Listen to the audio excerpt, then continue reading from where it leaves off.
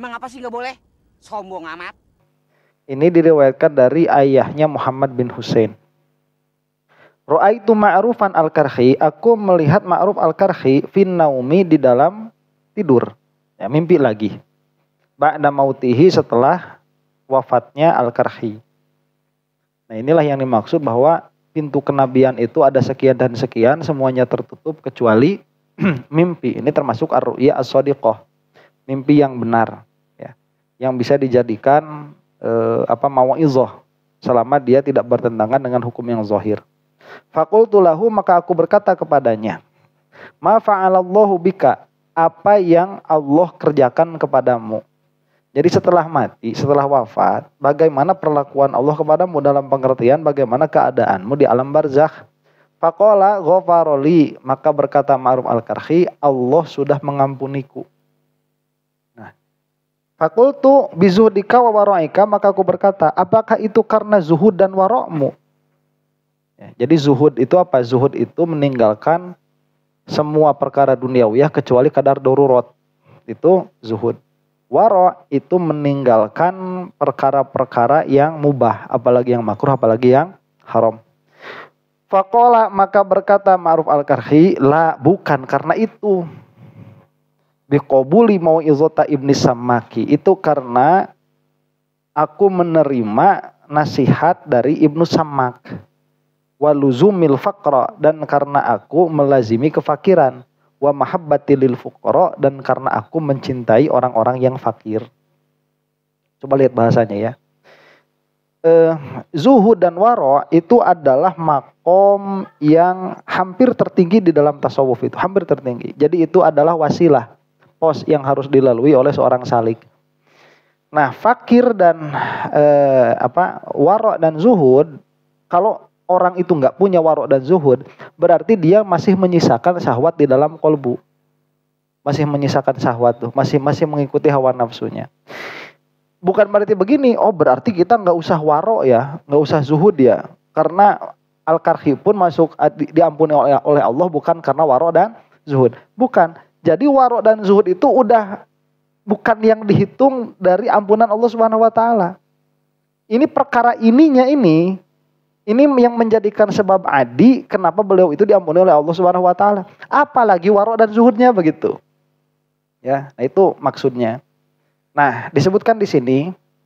Jadi apa yang menjadikan sebab adi apa yang menjadikan beliau itu diampuni oleh Allah Subhanahu wa taala? Ternyata karena beliau itu mau menerima nasihat. Jadi menerima nasihat ini adalah perkara yang sulit laksanakan, terutama oleh orang-orang yang di dalam hatinya ada kesombongan, merasa pintar, merasa sudah benar. Ini dinasihati susah.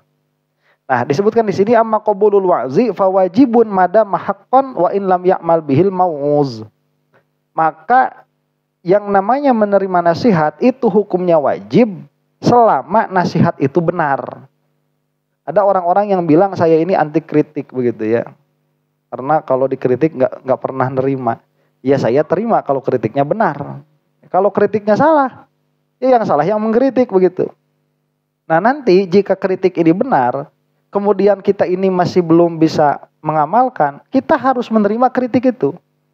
Ya, kemarin itu banyak di komentar-komentar YouTube itu yang bilang Ustadz pakai peci, Ustadz pakai peci.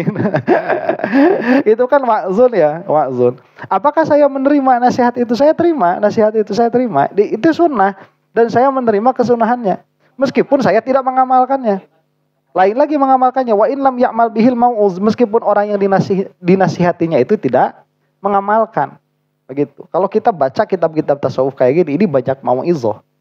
Banyak apa? Banyak nasihat ya. Alhamdulillah saya itu yang nasihatinya cuma disuruh pakai peci. Kalau baca kitab kayak gini kita itu disuruh meninggalkan dunia kok dari kolbu. Kita nerima gak nasihat itu? Nerima. Kita ngamalin gak? Enggak. Tetap aja nanti Madrid main saya mau nonton kok. Begitu. Padahal kan itu waktunya sholat.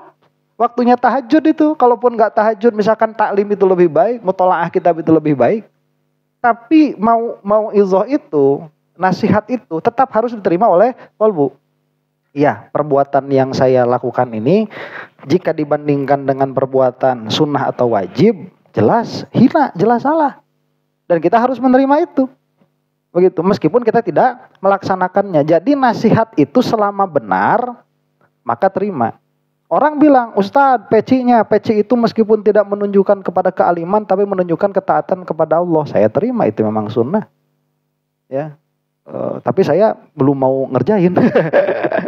Kenapa? Urusan saya sama Allah itu mah. Kenapa saya belum mau ngerjain begitu? Ya. Tapi kalau dikritik misalkan, Ustadz, kenapa mengkritik Wahabi? Wahabi aja nggak pernah nyebut Ustadz. Wahabi itu salah kok. Ya, jadi jangan mengakibatkan perpecahan. Ya siapa yang mengakibatkan perpecahan? Ada yang pecah mah gelas, piring itu baru pecah tuh. Saya nggak banting-banting gelas, nggak banting-banting piring. Gitu. Ustadz itu majaz. Wahabi bahkan nggak ngerti majaz. Ya.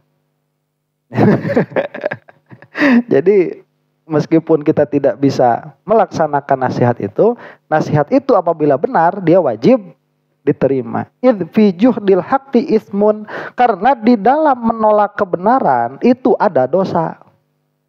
Jadi kalau misalkan nih, Ustaz dipeci dong, kata saya teh, Allah yang pakai peci aja nggak lebih soleh daripada saya, itu dosa itu. Ya.